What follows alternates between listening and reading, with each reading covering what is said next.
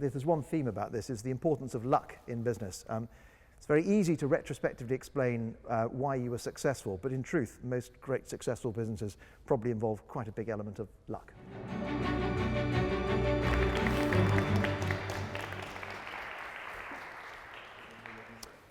Good evening, everyone. Thank you all for coming tonight, and it's my true pleasure to welcome you all to our first event of the term.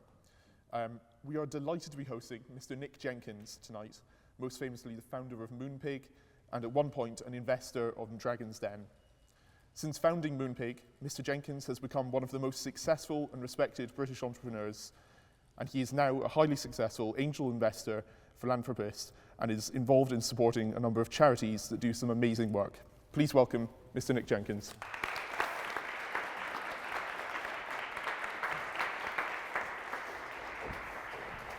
Thanks very much. Very good to be here again. So, can I start by asking how you are today? Cold. Cold. It's freezing. Yeah. Yeah, I thought a woolly hat would be inappropriate. It is, but very good. Very glad to be here. Well, we're delighted to have you here with us tonight, and it's a real pleasure to be able to speak with you. I think the best place to start tonight would be asking you how you first became interested in business and entrepreneurship, and the influence that studying Russian literature at university might have had on you.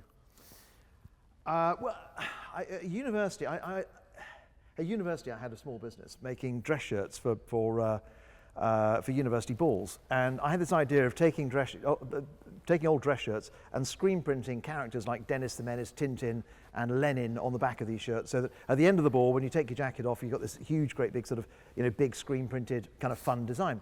And that was all very well, and it was going great guns. And except that when the Cypriot shirt maker who was making them said to me, "What shirt sizes collar sizes do you want?" And I hadn't actually done any market research on how big people's necks were. And so I said, I don't know, some 15.5s and some 16s and some 16.5s and some 14s. And I don't think anybody here has a size 14-inch neck, because if they do, I've probably still got about 300 shirts waiting to sell. So that first business idea I lost quite a lot of money on, and I'd been given a little bit of money by a grandmother. It all went on that, and that was kind of my first lesson, which is do some research before you start a business. And so then I kind of knuckled down and with my degree, and which was Russian literature, and then I ended up working in Russia. Very fortunately, at a time when Russian suddenly became in great demand. The Berlin Wall had collapsed, and suddenly the world had opened up, and we needed lots of people who could speak Russian, and there weren't very many. Whereas when I started my degree, to be honest, it was about the only thing I could do with 2 Ds and an E at A-level. So it wasn't so much that it was that or basket weaving, and I couldn't get onto the basket weaving course. So it wasn't my first choice. I probably would have been a lawyer otherwise, but it turned out to be very useful. And it was what was extremely lucky was that I chose Russian as a degree, and by the end of my course, it ended up accidentally being a really, really valuable language to have. It also kind of taught me, if there's one theme about this, is the importance of luck in business. It's very easy to retrospectively explain why you were successful, but in truth, most great successful businesses probably involve quite a big element of luck. I probably always had a bit of a hankering. I actually was going to go into the army, and I had a place at Sandhurst, and then so nothing I planned after my A-levels really worked. I mean, I planned my life before my A-levels, then I got the results, and everything after that was a little bit hit and miss and rather accidental. But I think after I came back from Russia, I knew I wanted to do my own thing, partly because I wanted the freedom of being my own boss, and maybe a feeling that I'm not sure I would have been employed by anybody else. So that's really what sort of drove it. And so on that note with Russia, what was it like? Obviously you spent the best part of the 90s in Moscow. Yeah. What was it like as a young British man when Russia was just opening its doors to the West, and particularly sort of working in business? I was very lucky that I arrived. I was a student in Kiev for several months, and when I was there, they had the first democratic elections, and to witness that is a moment in history. And I'd studied Russian history, so I did history, literature, and language, and I'd studied the period of the Russian Revolution. And when you read about it in history, you imagine that there's this time when the whole of the country is up in arms. And when you witness it yourself, what you realize is that it's just a small epicenter of activity that then expands out. But I remember seeing the first movement of this. Gorbachev had come in and he'd relaxed the rules, and they started to have their own first genuinely free election. And I remember collecting a whole load of election posters, which I've still got, which had these sort of mug shots. They knew nothing about sort of electioneering and marketing and so on. They'd have mug shots of Sergei Sergeyevich and looking very dull, and they would say, I was born here, or I did this, blah, blah, blah, blah. It was really, really dull stuff. And they were kind of just learning about the whole, but they were very, very excited about the fact they got to choose real people for the first time. So to witness that was amazing. And then later on I went back, that was my time as a student, and I went back to work there, living in Moscow. And it was still the Soviet Union. And then one day I drove to work and a column of tanks drove past. And I thought, that doesn't happen every day. So I turned the radio on, and it talked about Comrade Gorbachev has been arrested, and that's when the whole thing kicked off. That was the first coup. And then that coup failed because the putschists got very, very drunk, and then they just kind of lost their bottle. And then there was a second coup after that, where my entire office block got shot up, and I remember walking past the White House, which is the equivalent of the Houses of Parliament, and the entire lot had just been blown. I think it was what had actually happened was, after the first coup, Yeltsin, who was the president of Russia, had said to Gorbachev, welcome back as the head of the Commonwealth of Independent States. This is marvelous, but Russia is going to leave the Commonwealth of Independent States, which of course obviously meant the Commonwealth of Independent States completely collapsed. So Yeltsin kind of took over, and Russia became the important, Yeltsin became the kind of top dog. And there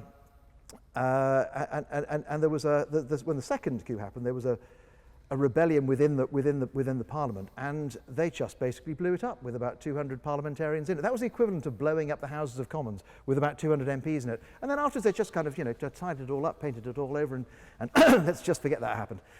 So that was quite extraordinary to see. But what was amazing, I go back to this earlier point, that when the coups happened, you would have this incredible activity in the center of Moscow, where I was. And I remember going to the White House and looking around just as they were starting to build barricades around, and someone had built a bonfire, a fire, and they were cooking sausages on the fire, and they said, "Come, comrade, you must eat, you must build our strength to repel." I said, "That's great. I've just been to Pizza Hut, to be honest, so I'm fine." And Pizza Hut, around the corner, about 300 yards, which was the first Pizza Hut in Russia, was just operating as if everything about 400 yards away was operating as if nothing was going on. And around the epicenter, around the White House, it was all revolution and tanks and so on. It's an extraordinary thing to see. And I think the other amazing aspect was to witness a country move from communism to wild capitalism in 3 years. Well, I mean, instantaneously, really. But they had no such thing as a private company. They didn't have banks, really. They had state banks. They didn't have. They had to invent a legal system. They had to invent commercial law. Everything was just invented on the fly. And to watch that happen before your very eyes was an extraordinary bit of history. It's just a shame, unfortunately, that Russia has ended up where it is now. There was a period when I was there where there was a real glimmer that Russia could be democratic, that it could adopt our values and really thrive.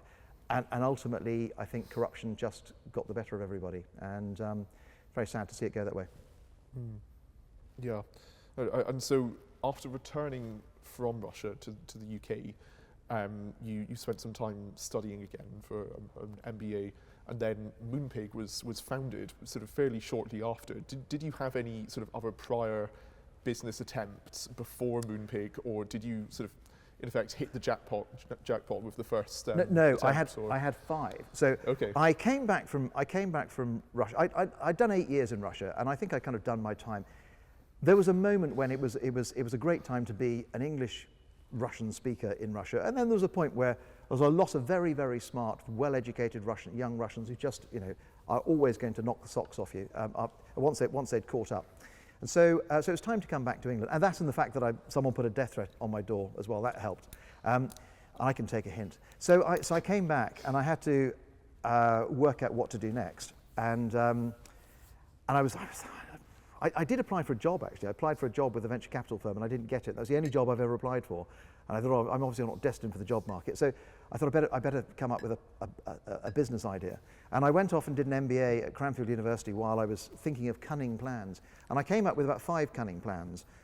One was doing gyms in city offices. And I started scratching on. I'd learnt my lesson from the shirt business, do some market research. So I did some market research, and I realized ultimately that people in offices don't want to sweat in front of their colleagues. So didn't do that. Then I looked at a business of using Russian biologists to produce exotic mushrooms, not the hallucinogenic ones, but the kind of truffles and really expensive types of mushrooms. But I looked at it and realized that in the supermarket, in the food business, you need to sell to supermarkets. Supermarkets have all the power. And you find yourself, and since having done Dragon's Den, I have found myself in a buying meeting with the buyer of snacks of Tesco, who controls sort of £3 billion snack budget. And the guy's about 22, and he's just been given an enormous amount of power. And they're just told, reduce the cost of the snacks, reduce the margins, squeeze them hard, blah, blah, blah. And so all the power is in the hands of the supermarkets who own the customers. So in the end, I realized what would happen in most food businesses is that you end up being allowed to make an acceptable margin, but really nothing beyond that. So that was one business. And then I thought, okay, this whole internet business thingy is starting, and it's difficult to cast your minds back, but this was a point where if you went on the internet, you'd have to plug into a modem, which is something you will not be familiar with, which would squeal like a stuck pig. And it would download incredibly slowly, line by line, images on the screen. It was a pretty unsatisfying thing, but this is kind of how this was the internet starting. And I figured this was probably going to be the next big thing. I didn't know much about it, but frankly, nobody else knew anything about it either. And that's the really important thing. Sometimes, if you pick something that nobody else knows about, but at least I kind of more or less knew how to run a business. I've been running a commodity trading business in Russia. I'd had 20, 30 people working for me, so I knew about hiring people, getting the most out of them. I had a reasonable commercial brain. So I decided to do something on the internet. And then I racked my brains for lots of different ideas about what to do on the internet. I thought about selling, for example, cameras. The problem with selling that is, I could imagine, is that they cost quite a lot to buy, you hold them in stock, and somebody at some point would invent an algorithm that would compare the price of your Fujitsu 3.2 Satsuma D with someone else's and strip the margin out of that business. And that's exactly what's happened. So if you're selling something which is a commodity, a product that someone can compare, ultimately the margin gets stripped out of it. So I didn't want to do that. And then I thought, what can I do on the internet that makes it better than the product in the shop? And I thought, well, if I could do something personalized that would cost too much money to personalize in a shop, that would work. My first idea was the idea of doing personalized CDs of music. Obviously, sitting here now, many years later, I realize what an awful idea that would have been, because none of you buy CDs. In fact, most of you probably don't even know what a CD is. I mean, I haven't bought one for years and years. That would have been an awful idea. And then the other idea I had was what else can I personalize? And there are lots of things you can personalize. A personalized monogram shirt, it's all a bit dull. We know how that works. But I used to buy greeting cards for people, Tipex out the caption, and just frankly write something ruder on the front. And British people, weird, but we just find it kind of funny to write rude things about each other, and then we stick them on our fridge. So if you can make it more personal or more relevant, then that's fantastic. So I realized that there was a way of combining all the advances in the internet with advances in printing technology to allow a person to buy a single personalized greeting card. And so, whereas previously, if you tried to attempt that 10 years before, it probably would have cost £200 to produce it. You would have gone to an Apple studio to find a graphic designer to make it, and they would have printed it on an old printing press, and it just wouldn't have been economically viable. But this suddenly meant that it was possible to produce a much, much better greeting card much more relevant, much funnier, much wittier, for the same price as an ordinary one. So I thought if I could make a product which was better than the product in the shop and sell it at a little bit more, that would be a winner. And it was a process of elimination of working on lots of different ideas. And for those of you who are ever thinking about doing your own anyone who's thinking of starting their own business? Good, like to see a few hands going up. You just have to work through a business plan, and sometimes you find out that your original idea is just not a very good idea, and in which case you need to can it and move on to the next one, because you work through it and you work out loads of people have tried. You might ask yourself, has anyone ever done this before? And you think no, because you've never heard of it, and you dig and dig and dig, and you find out actually quite a few people have done it before, and they just fell flat on their faces, and then you try and work out why and think, okay, and then you've got to ask, is that still relevant? Would this business still fall flat on its face? Or has technology moved on? Has the invention of the smartphone made something possible that wasn't possible 20 years ago? But sometimes you just reach the conclusion, actually, it's just either nobody wants it or no one's prepared to pay enough for it. You have to go through that process. So I went through that process and came up with the idea for Moonpig, and I left my course and started the business the very next day after I finished my business course. And so you've been in the e-commerce sort of sector, in effect, since the 2000. How have you found the sector to have changed over the past sort of 25 years almost? And where do you think it's going in the future? What are the trends? Well, because I remember when I first started, I mean, people would say, oh, nobody will ever hand their credit card details over the internet, will they? And when people hand their credit card details over in restaurants and waiters disappear with them and swipe them and copy them, so there's really no more risk to using them over the internet. So things that have changed. One, we've all completely embraced the idea of online transactions. So that's changed enormously. So we're not trying to convince people that online trade is a good idea. The other thing that's happened is that when I first started, you had to do any kind of marketing deals were all very bespoke. I would call the Sun and say, why don't we do a co-branded version of our website inside your website, and then every week I'll send you a spreadsheet with how many people have visited the site and how much they bought, and I'll send you a little check for the amount of commission that we owe you. That's all automated now. All this stuff is automated. Software has been by and large automated. When you want to write a website back in 1999 when I started, you had to write every single line of code yourself. Well, not myself. I employed someone who actually knew how to do that. But all of it we wrote by hand. Nowadays, you take in blocks of stuff. You use Shopify to start a shopping website. So there's a huge amount of stuff that's made life much, much easier. But I mean, most importantly, what's made it easier is that everybody's got used to doing things online. You don't have to convince people it's what they ought to do. And so obviously on one end, you've founded a business yourself, a really successful business, but you're also an investor now. What are the sort of key indicators in a business that you look for as sort of the markers of a good potential investment? I think the first thing if I look at the product or the service, I want to see evidence that people want it. That might seem really obvious, but it is amazing, judging by some of the dreadful things we saw in Dragon's Den, how some people don't often ask that question. Does anybody actually want this? They get so wrapped up in their idea that they just don't want to hear bad news. They don't want to hear that nobody wants this thing. And their friends and family, rather like people who ask their mums, can I sing? Oh, you got the voice of an angel, my darling. You got the voice of an angel. And then they find themselves in front of Simon Cowell howling like a strangled cat. And you think, really, you shouldn't tell people they can sing when they can't. But so the first thing is, do people want what you're trying to sell? And then the second thing I want to look at is can you make enough money out of it? And I learned quite a few lessons from Dragon's Den. I invested in a business called Double, which was a double dating app. For those of you not familiar, and I'm sure actually in this age audience, probably all familiar with the concept. The idea was that you would team up with a mate, and say two guys would team up, and then you'd flick through pairs of girls who are mates, and then you'd go for a drink with the four of you, and you'd have a chat. You've got your wingman there, she's got a wing woman there, and you've got the banter's good, and also, from a safety perspective, you know that guy has at least one other human being that doesn't think he's an axe-wielding maniac. That helps.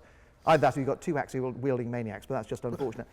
And at the end of the evening, you don't get that kind of awkward one-on-one thing where someone has to say, are we going to do this again? No, it's not going to happen.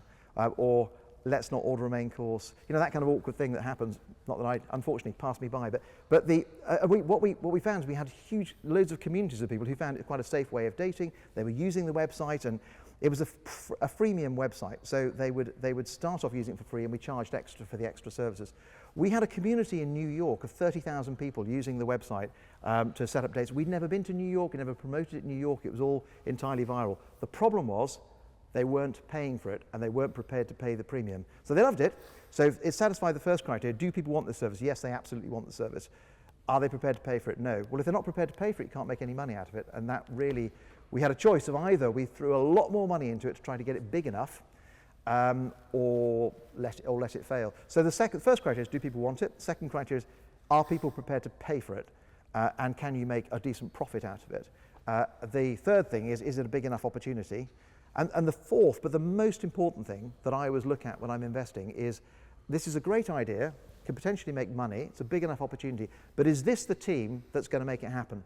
Because you'll find that for every idea that you've heard of, there'll be 1,000 companies that try to do the same thing, and they failed. I mean, particularly in the tech space, you know, for every Google, there's probably 1,000 Googles that tried and just didn't make it. There's only room for one at the top. And so you have to ask yourself, is this the team that's going to make it work? And that's perhaps the single most important question. And obviously, I think brand image and marketing is obviously something that's really important too, and Moonpig is probably one of the best testaments to the importance of a recognisable brand image. I will always remember the adverts on TV from when I was a kid. Could you share your strategy behind building such a distinctive and memorable brand? Well, the first thing to start with, when I started in the very early days, you needed a domain name, and there was no point in investing in branding around a domain name until you got it. So my first criteria was, is the domain available? Can I buy it? Nowadays, you can buy domains from other people using escrow services and so on. It's possible, but it's expensive and it takes time. So my first criteria is, it's got to be available as a domain.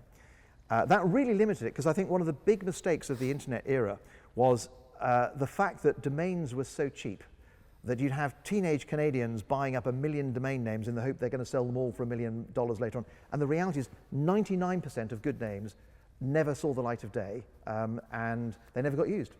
So, so first of all, it had to find a domain that was available, and that was quite tricky. Then I wanted to find something which was phonetic, because I realized this business was only going to work by word of mouth. And if your domain is confusing, and people can't, if they can't write it down after you've said it, then you've got a problem. And I was reminded of this when we had a small competitor called Funky Pigeon, but they were originally called remind4u.com, which was a dreadful domain name because you couldn't repeat it. Someone would say, well, what was that remind for? Is that for F-O-U-R or number 4? And is that U-Y-O-U, or is it just the letter U? Anyway, it was impossible. So when they went into administration and they got bought out by W.H. Smith's, and the first thing that W.H. Smith did is they looked at Moonpig and they said, okay, how can we make this a better domain? Let's do a funky animal-based name like Moonpig. And they chose Funky Pigeon, and they misspelt pigeon in their own press release. It's, you can't misspell pig and you can't misspell moon. So it was phonetic. It was as few syllables as possible, and it didn't mean anything rude in any known language, major language anyway. So it was all those things. But the other important thing is the Google test, which is if you put it into Google, what comes up? And when we were thinking about America, we thought about launching it in an American brand under a different name. And I remember thinking of a name, Rocket Frog. And you think, Rocket Frog, fantastic, the domain name was available. Except that there are about 2,000 articles written about rocket frogs, which apparently is a thing in the Amazon.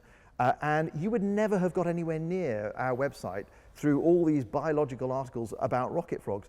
So the answer was to find 2 words that not normally in juxtaposition. So it could be blue carrots. A lot of those all went fairly quickly. And I spent about 4 days trying to find the domain name and plugging all sorts of names in. And eventually, I'm embarrassed to say this, but I threw my nickname from school into it. It was Moonpig, and it was available. And I thought, well, I don't really want to have a business named after my nickname at school, but it does kind of work. And so I booked it and bagged it. Couldn't come up with anything better in the next 2 days. And then I thought about it. I thought, well, if I do a picture of a pig, cartoon pig, with a picture of a moon in the background, you're never going to forget that. And that proved to be one of the stickiest things about it. People often say, well, it's got nothing to do with greeting cards. I said, well, that was the point. Because if I called it theonlinegreetingcardcompany.co.uk, then it's terribly dull and nobody really wants to pass that on.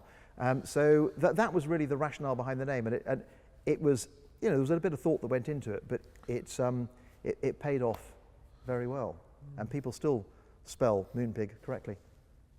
Yeah, indeed. And so at the beginning, when you first founded Moonpig, were there tough times? And if so, what made you sort of stick with it and persevere? There was one difficult patch, but it lasted from 2000 to 2005. So that was pretty much all of it, really. It's really tough, and you start off with all the wide-eyed optimism of a business, and then the first thing you come up against is how to get customers. And that is, we were talking about this earlier, it's the hardest thing of any business, is getting customers and holding on to customers. So the business grew. I think the first year we had sales of 90,000. I'm reminded what would have happened if I'd gone on Dragon's Den, and they'd say, so, what's your business? Moonpig. Personalised greeting cards, great. What is your revenue? £90,000. What was your gross margin? £45,000. How much money did you make? Oh, we lost 1.1 million.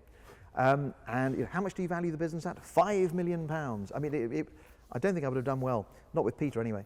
But the first year was pretty dire, trying to get people on. And then the second year was about £300,000, and then slowly, the revenue went up. We really struggled to find new customers and find channels to recruit new customers. But the one thing that saved us was that the customers who joined us stayed with us, and their friends that they sent cards to bought cards from us. And the thing had a viral momentum to it that sort of kept it going. And there was a very difficult period in 2004 when we didn't have any money left because we'd run out of cash, and my shareholders had said, Nick, this is never ever going to make any money, and you shouldn't put any more of your own money into it because you need something to pay the rent when this goes under. And we had no money left, and we had to get rid of everybody we could possibly get. Everything that wasn't bolted down was got rid of. And we had no money to spend on marketing. But our sales grew by 30% that year. And they grew because customers were getting customers and customers were coming back. And I think that's the most important lesson that I learned about that. And people say, why did you see it through? Why did you stick with it when it was so difficult? And by this point, I'd left when I came back from Russia. I'd got a flat with no mortgage, and I'd done quite well. I'd probably got £1 million saved up. And by the time I got through to break even at Moonpig, I was down to zero, pretty much. So I hadn't intended to invest all of that in the business, but there comes a point you think, I'm so invested in this, it can't fail. And the thing that kept me going was that I could see that our customers were coming back, they loved it, and I could see that even if we didn't do any marketing, our sales would grow, and eventually the business would reach profitability. And so the single most important lesson I learned from all of that is repeat business is everything in a business. Getting a customer, you can get a customer through the door once, but if they don't like the service and they don't come back, you're on a hiding to nothing. So that was really what kind of saw me through, is understanding the data and understanding what was really going on in the business underneath. And thankfully, I mean, we ran out of money, and I managed to find a very drunk investor at a party. And he put the last little bit of cash in. And I don't think he gave it a huge amount of due diligence, because he just sold a business and was in a rather good mood. Anyway, he put the last bit of money in, and he made 60 times his money on that investment. And that was the bit that nudged us through until profitability. Yeah, and so obviously you stuck with it, you persevered, and after spending so many years developing Moonpig, how did selling the company eventually sort of affect you personally? And was it hard to let go of something that had sort of, been a real sort of close project? Well, I mean, it's worth saying a little bit about because we got to this point where we finally broke even, and I remember looking at the accounts and it wasn't red at the bottom. I thought we must have made a mistake in the formatting or something. But no, we'd made £80,000 profit. And we took that £80,000 and we invested that. And the one thing we hadn't tried out was television. So we invested in TV. We had this small competitor, the one I talked about earlier, remind4you.com. They'd done a small TV advert, and I'd worked out, because I used to take the order number off I used to buy a card from them every month and then cancel it. But I get the order number, and I could work out how many orders they were getting every month. And then I worked out how many orders they were getting when they were advertising on telly, and that told me that they were. And I knew they'd spent £50,000 on TV, because that's a matter of public record. so I knew this TV campaign had got them customers at around about £10, and I thought, I'll try that. So we tried that, and that was the thing that turned the company around from, I think we were turning over 3 million and we made £80,000 profit, and we tried television, and that was the one thing that we could finally throw money at that would get us customers and recover the money very quickly. So we went from spending almost no money on marketing within a year to spending £1 million a year, £10 million a year on TV advertising, and that took us from 3 million to 45 million, making about £13 million profit. And that was 2010. And at that point I thought we could lots of people were interested in buying the business, and I thought I would start a process, because what happens is you've got at that point I had so much invested in the business, everything I owned was in the business, and if I could sell it at a good price, I'm set up for life, and I could then free to go and do other things. I'd seen so many other businesses wait for that moment. Everybody wants to buy them, and then nobody wants to buy them, and then they disappear. And that would have been heartbreaking. And I also felt that I'd done 11 years at the company. It had been very, very exciting. I built a great team. But there were other things I wanted to do in life, and the only way to do that was to break free and sell the company. So in 2011, we sold most of it, and I think for about 120 million. And it was very profitable by that point. And then we sold the rest of it in 2016. And afterwards, I was kind of ready to move on. I think it forced me to take on a new challenge. I took 6 months off and did a little bit of traveling. What I learned from that, interestingly, is that holidays make a lot of sense when they're bookended by weeks and weeks of hard work, and you're exhausted and you really need a break. If you just go on holiday after holiday after holiday, you don't need a break anymore. And after all, it becomes a bit pointless. So that was an interesting lesson to learn. Then I got to the point where when I was traveling, I had to go and learn something. So I would go and learn Spanish in Costa Rica or something. And then I thought, okay, enough is enough. Now I need to do something useful. And I'd taken some of the money from Moonpig and put it into a charitable foundation. And then I was offered the opportunity to become a CEO of a charity. So a charity called ARC. So I did that for a year and remained a trustee there for about another 4 years after that, because I wanted to learn more about the charity sector. And that was so I was breaking into a new sector, involved in a whole load of other things, and it was a nice segue. I think you have to have a good plan as to what you're going to do afterwards. I've seen lots of people who've sold businesses who think that they're just going to go and play golf every day. The reality is that when people sell their businesses, it's probably the last day they ever play golf, because when you can play golf every day, you don't. I've never played golf, but I mean, but that's it's that thing. We enjoy things because we can't do them as often as we would like, and therefore we cherish them. When you can do it all the time, it becomes very, very commonplace. So it's important to have a plan about what you can do next. But it worked very well for me. I look back at Moonpig as almost like a child who's gone off to university, and they've done very well since I sold it, and I'm very proud of it. But I don't sort of think I made a huge mistake and yearn to go back there. Yeah, and so speaking of sort of plans for the future, what are you sort of currently working towards, and what are you looking forward to? What do you hope to achieve? I've got two strands to life. I've got on the charitable side. I've been involved in a charity called Operation Fistula, which tries to resolve the problem of untreated obstetric fistula, which is a fairly unpleasant complaint in sub-Saharan Africa. And it's a bit of a neglected cause because it doesn't really kill people, it just makes their life utterly awful for the whole of their life, and it can be relatively easily fixed with surgery. So that's one aspect of it. And there are a few other things. I've looked a lot at ed tech, particularly in using ed tech to improve literacy in Africa. That's been very interesting, but I've also realized it's incredibly hard. I mean, you start out thinking, oh, just a little bit of technology. You could dump a load of laptops in the middle of nowhere and these children will pick them up, and you hear these stories about, Ethiopia, where a bunch of children picked up a load of tablets, and before they'd broken the code and they'd re-enabled the all sorts of things. Absolute rubbish, didn't happen. But what I realized from that is that educational technology is very useful when it enables teachers to do their job. But actually, teaching only really happens when you've got a motivated teacher in the classroom, and technology alone is not going to solve the problem. So it's useful, but that's difficult. So I've done that. On the business side, I've invested in about 30 businesses since. I love investing in small businesses, and I like either supporting entrepreneurs on their journey, as a lot of people supported me, and I think the entrepreneurial community is a very friendly quite collaborative community where people who've done well will always turn around and help people who are, coming up through the ranks. And I've started now to focus on a lot of low carbon technology, because I think I've decided now everything I want to do business-wise it's got to have a social purpose as well. It's got to be useful, and we do have clearly we have a crisis with net zero.